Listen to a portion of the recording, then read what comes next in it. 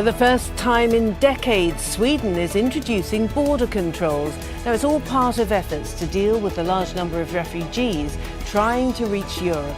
But today, we want to look at those whose desperate journey is over and what happens to the refugees then. This is Inside Story. Now, Europe's most migration-friendly country is starting to groan under the pressure of its open borders. Sweden has introduced temporary border controls in the south of the country, saying it can no longer guarantee shelter for the thousands of refugees who are crossing through every day. Now, the country has accepted more asylum seekers relative to the size of its population than any other European country. Almost 200,000 refugees and migrants are expected to claim asylum by the end of this year. And Sweden says the burden is becoming too much to handle. The border checks will be in place for at least 10 days. Sweden, once the ultimate sanctuary for refugees, is now undergoing a dramatic transformation. The nation has implemented temporary border checks in the south, declaring it can no longer sustain the flood of displaced individuals arriving daily. Historically, Sweden has welcomed more asylum seekers per capita than any other European country.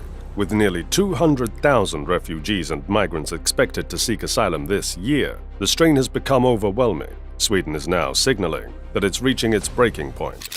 But Sweden's Prime Minister says this is only a first step, and he's one of the many EU leaders in Malta this week calling for a new system to manage the crisis. Now, they met African leaders at this migration summit to offer them more than $2 billion in emergency funding. Now, in return, they want African leaders to help control the numbers leaving for Europe and to more readily take back unsuccessful applicants. For the first time in decades, Sweden is implementing border controls to manage the surge of refugees heading to Europe. Sweden, long known as Europe's most migration-friendly nation, is struggling under the strain of its open borders. Temporary border controls have been introduced in the south, as the country can no longer guarantee shelter for the thousands of refugees arriving daily. With nearly 200,000 asylum seekers expected by the end of 2024, the burden has become unsustainable. In Malta, EU leaders, including those from Sweden, are advocating for a new system to manage the crisis. They have proposed over $2 billion in emergency funding to African leaders in exchange for help in controlling migration and accepting the return of unsuccessful applicants. And time now for Focus, which today comes from Sweden, a country that once flew the flag for open-door migrant policy. But the Scandinavian nation has now done a dramatic U-turn, introducing border controls and tighter legislation to build one of the most restrictive asylum policies in Europe. Our team of reporters have been to find out what caused such a turnaround and what it means for the latest arrival of refugees. We are at the Malmö station in the south of Sweden, one of the country's main entry points. A large open door that slammed shut suddenly last November. Over the course of a few months, thousands of people entered the country every day along these rails. Syrian asylum seekers, Iraqis and Somalis sought refuge in this country long considered a haven for refugees. Now all passengers arriving from the mainland are controlled. Where do you live? Here. I'm from Boston. Sweden has a tradition of always helping people in need, and we want to carry on with that tradition. But I think the politics also see a different Europe today than before. Countries do not want to take the responsibilities, and I think the politicians saw this and that it was too many to handle for Sweden alone. Recently, Sweden has taken a dramatic turn by introducing border controls and enforcing restrictive asylum policies. At Malmö station in the south, a critical entry point, the borders were suddenly closed last November. Previously, thousands of Syrian, Iraqi, and Somali asylum seekers arrived daily. Now, strict controls greet all mainland arrivals. Although Sweden has a history of aiding those in need, the political landscape has shifted. With Europe less willing to share the burden, Swedish politicians acknowledged that the strain was too much for the country to handle on its own. Faced with the high influx of refugees late last year, the Swedish government put on the brakes. Since then, 100 officers check the daily arrivals into the country. The free movement of people within the European Union is suspended here, as well as the Swedish tradition of welcoming refugees. Only 9,000 migrants have arrived in Sweden since the beginning of the year, but the Swedish Migration Board has reached saturation point. Last fall, we received over 100,000 asylum seekers, which means that it was a huge increase compared to previous years. The budget of the Swedish Migration Agency needs to be doubled, and there we still wait for a reply from the government. But for now, processing each case is hard work.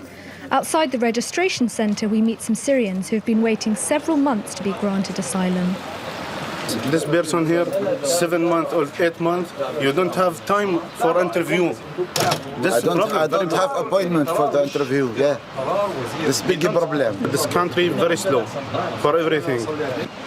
A fate shared by the majority of refugees who live far from city centres. The authorities have been facing a housing crisis for several years and improvised shelters in the countryside. Faced with a high influx of refugees in 2023, the Swedish government hit the brakes hard. Now, 100 officers check daily arrivals into the country. The free movement of people within the European Union is suspended, along with Sweden's tradition of welcoming refugees. Since the beginning of 2024, only 9,000 migrants have entered, but the Swedish Migration Board is already at capacity. In 2023, Sweden took in over 100,000 asylum seekers, a significant spike compared to previous years. The Swedish Migration Agency's budget needs to be doubled, and they are waiting for government approval. Processing each case has become a monumental task. Outside the registration center, Syrian refugees report waiting several months to be granted asylum. One individual mentioned a 7 to 8 month wait without an interview appointment, highlighting the slow process. This situation is common among refugees living far from city centers. Authorities have been grappling with the housing crisis for years, leading to improvised shelters in the countryside, such as in Angleton. I tell them Sweden is a land of possibility, so you've got to try to seize those opportunities and stay away from trouble. Apart from the Greens and the Left Party, there appears to be a consensus over the need to introduce tougher laws, but still with some differences. Backed by the far right, the Swedish government has vowed to combat what it calls a shadow society. In other words, foreigners who aren't integrating. Meanwhile, violence has surged, prompting right-wing factions in Sweden to staunchly oppose the presence of immigrants. The government, echoing these sentiments, has declared that there is no place for foreigners in the country. Well, America isn't the only country with a major political split over the question of who comes in and under what circumstance. It's not the only country where its leaders baldly lie to its own people about the effects of that immigration. What is the problem with Sweden's immigration system now? So there are many problems. It's very hard to define one, but the biggest problem is the amount of immigrants that are coming in. In the last couple of years, we have taken in about 250,000. America isn't the only country grappling with significant political divides over immigration policies and the honesty of their leaders about its effects. In Sweden, a police station was recently targeted in a grenade attack. Such incidents have become alarmingly frequent, as Sweden has welcomed a substantial number of immigrants into its previously peaceful society. This influx has led to various political and social effects. And what we're seeing now with basically ghettos and street gangs, which is a phenomenon that haven't been never even heard of in Sweden, and also jihadists traveling abroad, etc. These are problems that are new to Sweden, and Sweden's system is not capable of, it's not capable and it's not designed to handle these problems. Recently, an Iranian immigrant to Sweden has emerged as a surprising advocate for tougher immigration laws. He explained that the biggest issue with Sweden's immigration system is the volume of immigrants arriving. In recent years, Sweden has taken in about 250,000 asylum seekers. To put that in perspective, it would be like America accepting 8 or 9 million asylum seekers. Sweden provides housing, healthcare, schooling, and other expensive services through its welfare system, resulting in significant short-term costs. Long-term effects include increased crime and poverty, stemming from the lax migration policies of the past decade or more. The emergence of ghettos, street gangs, and even jihadists traveling abroad are new challenges for Sweden. The system was not designed to handle these issues. For example, in 2006, about 20% of the unemployed were immigrants or foreign-born. That figure has risen to 60%.